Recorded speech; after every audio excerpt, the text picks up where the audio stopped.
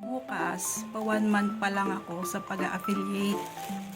Tapos nakwento ko sa inyo na yung mga samples, pre-samples na ni-request ko, kinancel ko lang din. Kasi hindi pa ako confident na mag-promote ng mga sample products. Pero isa talaga sa dream ko ay yung mag-share ng mga pag nag-try ako ng mga ganito, bumili na lang ako ng sarili ko.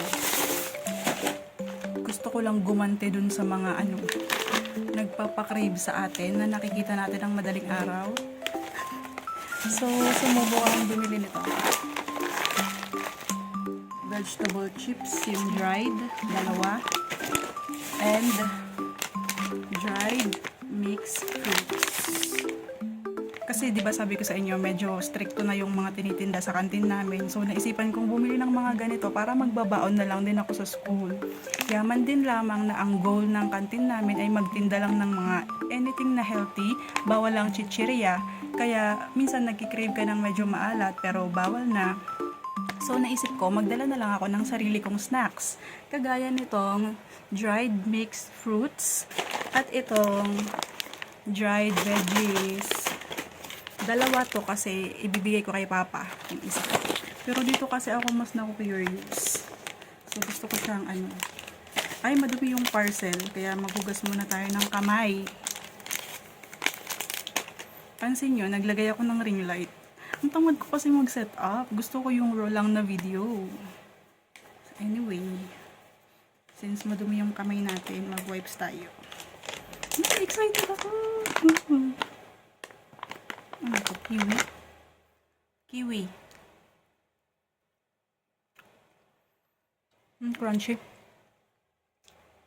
Ang sarap. Maasim. Never.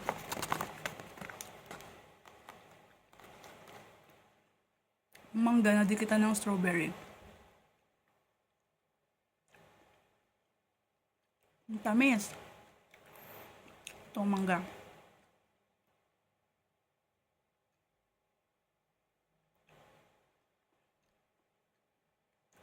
Hindi siya maasim.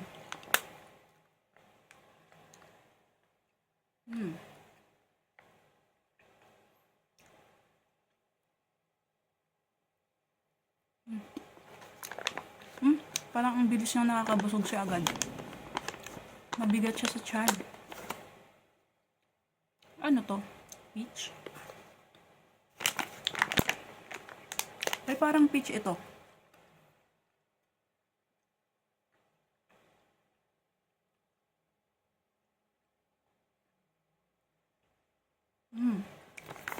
Sarap.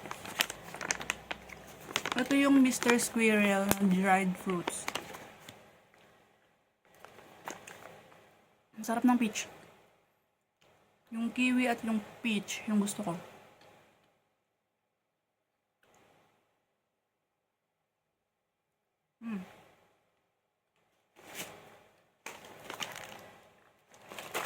Ako na ito bubuksan. Ay, parang nabusog ako agad. Ang OA. Try nyo na din to para healthy-healthyhan tayo. Diyan lang yan sa Yellow Basket.